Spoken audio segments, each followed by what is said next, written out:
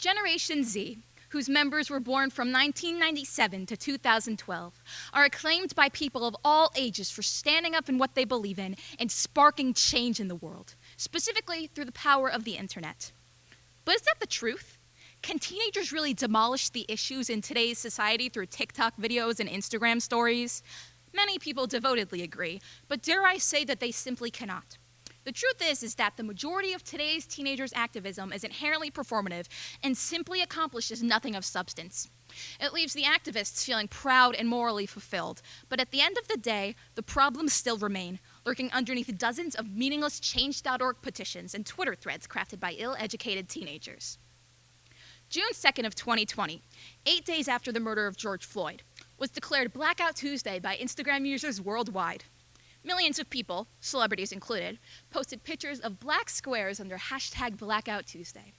It was designed to be a moment of silence for victims of race-based police brutality and to show selfless support for the Black Lives Matter movement, which had just taken the world by storm. It was a heartwarming idea in theory, but in reality it did more harm than it did good. What does a plain black picture on your feed do to help the issue at hand?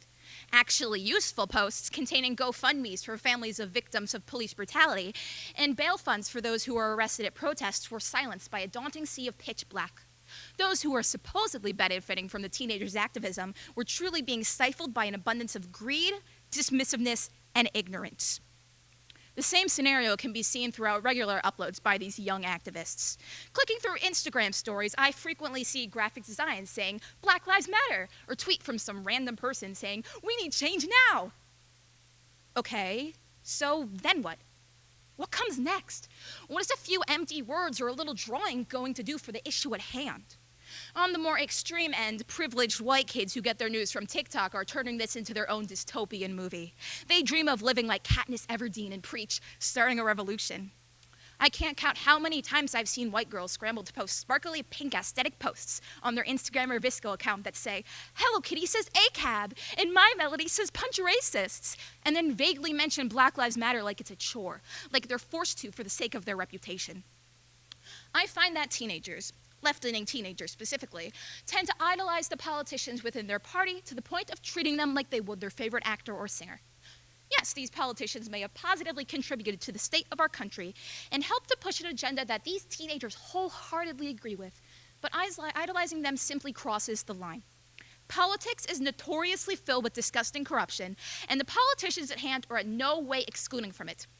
Idolizing these politicians further feeds into the performative nature of Gen Z's activism. It's like they're mocking those that their activism is supposedly helping and blatantly expressing that they care more about personal gain than helping others.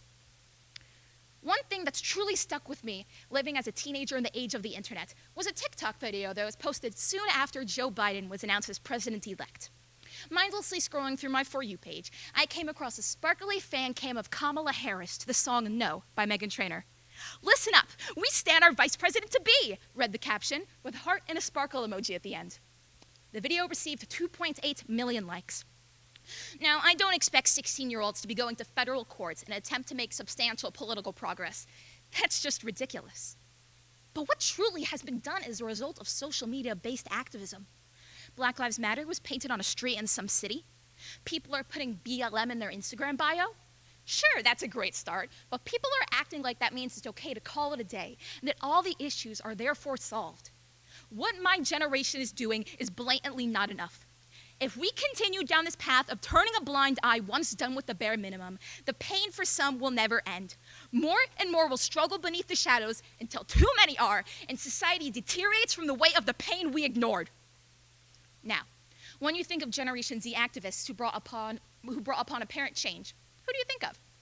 Malala, who spoke out about the importance of girls' education after the Taliban took control of her town and continued to raise money for her cause after she was shot in the head? Or maybe you think of Greta Thunberg, the Swedish environmentalist who went from protesting outside the Swedish parliament for more action on climate change and organizing student strikes to speaking at the UN Climate Action Summit and becoming the youngest Time Person of the Year? Or another person that comes to mind might be Emma Gonzalez, a survivor from the 2018 Stoneman Douglas shooting who gave powerful speeches advocating for more gun control and helped to organize the widely successful March for Our Lives. But I can guarantee that you do not think of your classmate who posts screenshots of random tweets on their Instagram story. Well, what can we do? For starters, detaching activism from solely being executed on Instagram and Twitter is essential to bring about change. Yes, these websites may be incredibly effective tools in this journey, but can real-world issues truly be solved through a screen? Donating your time by volunteering or organizing and attending protests, writing letters or calling state and local officials, and simply educating others without a poorly drawn graphic design can do wonders for the issues that we hold so dearly in our hearts. If we all take steps towards genuine activism like the young and prominent women I mentioned, think about how much we could change the wrongdoing in our world. Police brutality is still incredibly apparent all around this country. Homophobia and transphobia continues to rage through our communities. Black people are still being killed and not enough people are talking about it. Tell me, where are these young and aspiring activists now?